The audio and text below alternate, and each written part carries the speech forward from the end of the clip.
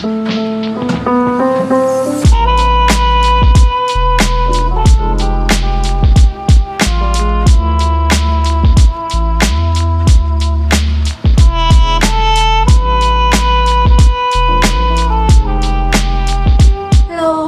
mọi người.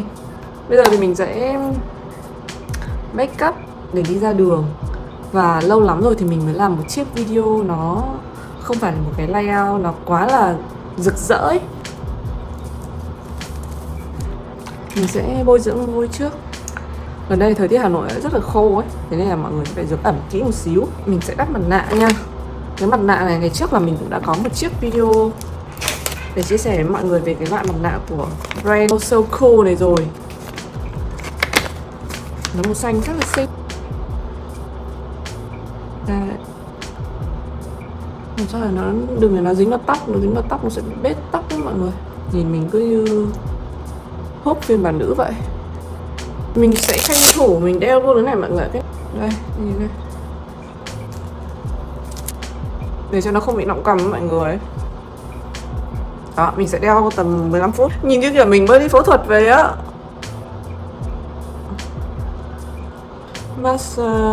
Mình đang trong cái quá trình sử dụng, thế nên là mình cũng chưa làm review kỹ cho mọi người được. Mà nó có tác dụng đấy là chống lão hóa, nó bị chảy xệ với cả nó có những cái này tác động vào huyệt chứ các thứ nữa ấy mọi người. Thì mình sẽ làm một cái video mình chia sẻ về cái quá trình chống lão hóa của mình cho mọi người nhé. Da mình kiểu thức đêm nhiều, thế nên là kiểu da mình nó cũng không thực sự là ok lắm đâu ấy. Da mình gần đây là lão hóa rất là nhanh. Đúng là kiểu cái tuổi 30 thực sự rất là đáng sợ ấy. Bây giờ thì mình sẽ tháo ra này. Thì nữa mình chỉ cần rửa lại hoặc là lau lại bằng khăn ướt thôi. Mình sẽ đi lau bớt cái phần dưỡng chất ở trên. Mình sẽ dùng kem chống nắng của Dr. G nhé. Cái dòng kem chống nắng này là kem chống nắng vật lý, nó sẽ hơi sáng một xíu. Từ cái hồi đi Bali về đến giờ da mình nó cũng sáng rồi, thế nên là mình đã phải đổi cái tông kem nền nó hơi warm ấy. Nhưng mà bây giờ mình sẽ phải đổi sang cái tông nó hơi sáng hơn một xíu.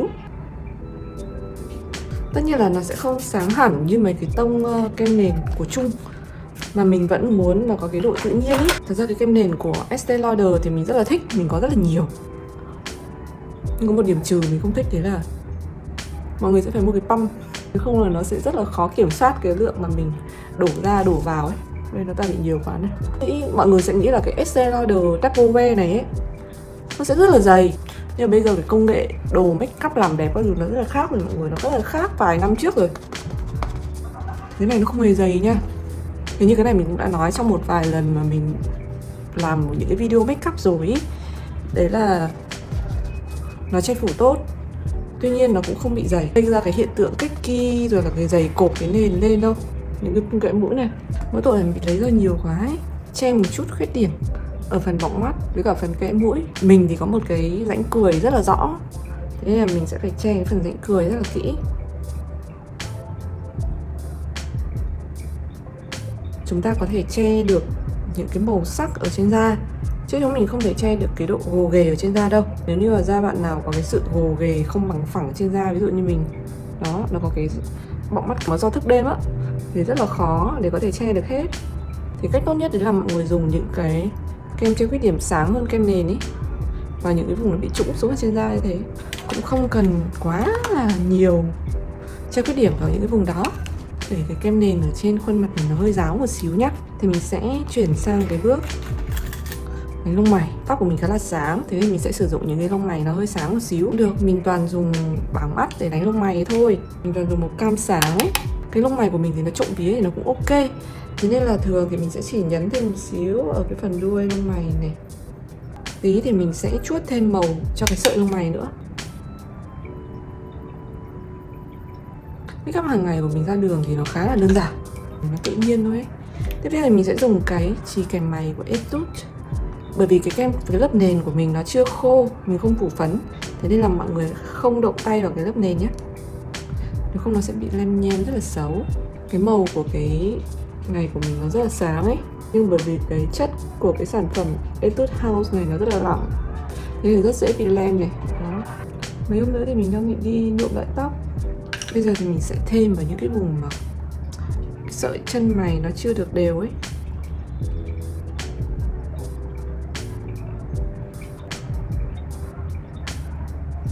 Cái kia nó đổi màu nhưng mà thực sự là nó không làm tốt cái nhiệm vụ dựng cái phần lông mày lên quá ổn ý.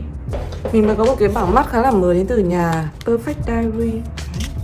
Thật ra thì cái bảng này lâu rồi nhưng mà nó bị thất lạc mọi người ạ. Thì mình sẽ sử dụng những cái bảng màu nút ở trong này thôi. Đầu tiên thì mình sẽ dùng màu này. Quên mất mọi người ơi, mình chưa phủ phấn. Mọi người mà chưa phủ phấn là mọi người đánh phấn mắt ý, nó rất dễ bị rơi cái màu mắt xuống.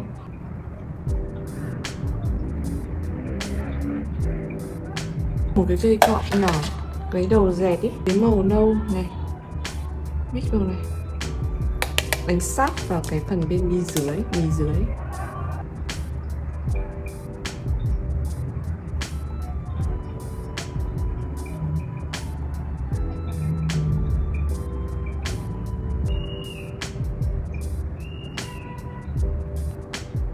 Chốt vào cái phần bầu mắt.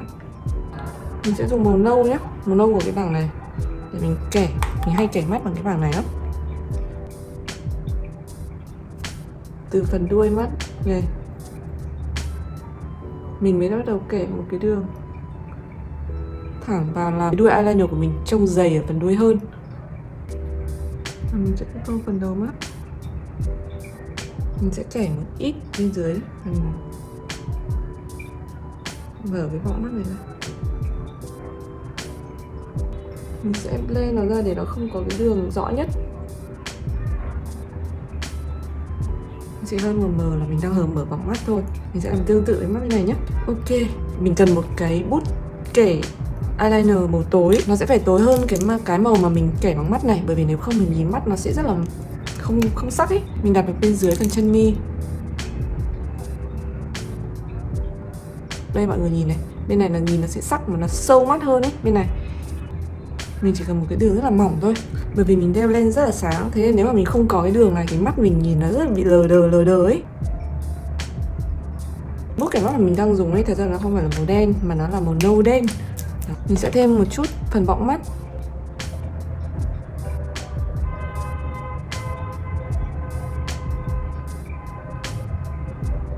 Mọi người muốn vẽ bọng mắt đẹp ấy thì mọi người phải chăm dùng kem mắt, và mọi người có thể dùng cái kem mắt giống như mình hay dùng cái kem mắt của Estée Lauder luôn ấy, thì nó mới không bị nhăn cái phần bọng mắt.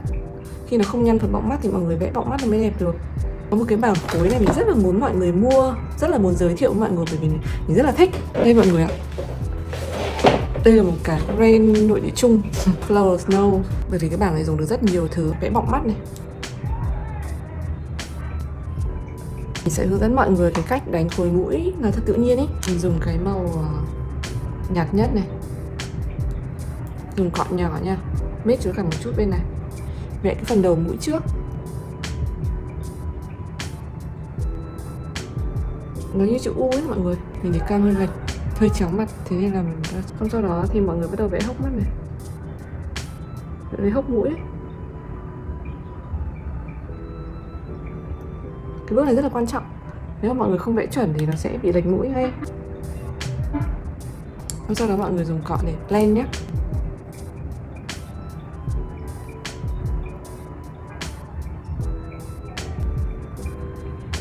Tiếp theo thì mình sẽ vẽ đầu mũi để nó tạo ra cảm giác mình có một cái mũi tròn ấy. Rồi, bây giờ thì mình sẽ làm đầy cái phần sống mũi lên, ướt nó đi một xíu. Rồi dùng cái màu nhũ bên này đánh cái phần đầu mũi. Đó, được thấy không? Siêu sáng luôn. Đánh một chút vào phần sống mũi. Bây giờ thì đi kẹp mi, trời ơi.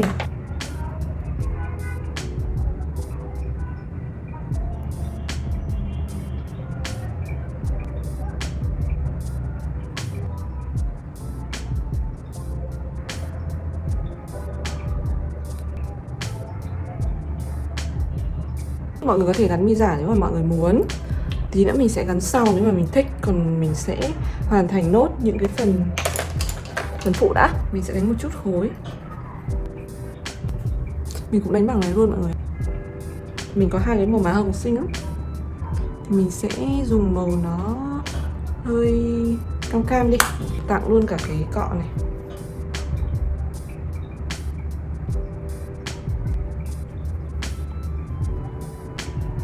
Màu này rất là xinh. Màu này trẻ ơi trẻ luôn. Rồi, mình sẽ kẻ thêm một ít bên dưới. Mình cần cái... Mình sẽ đánh cái phần hốc mắt nó hơi sáng lên một xíu. Thì mình đang rất là phân vân tại vì mình có rất là nhiều màu son xinh. Có cái thỏi son mới này mình rất là thích, của Joyce luôn. Mình sẽ thử đánh cho mọi người xem nhé.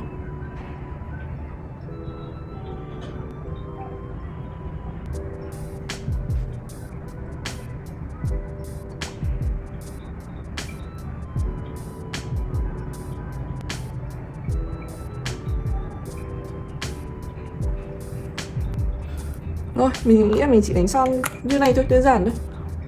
Rồi, bây giờ thêm một chút má hồng để cho xinh.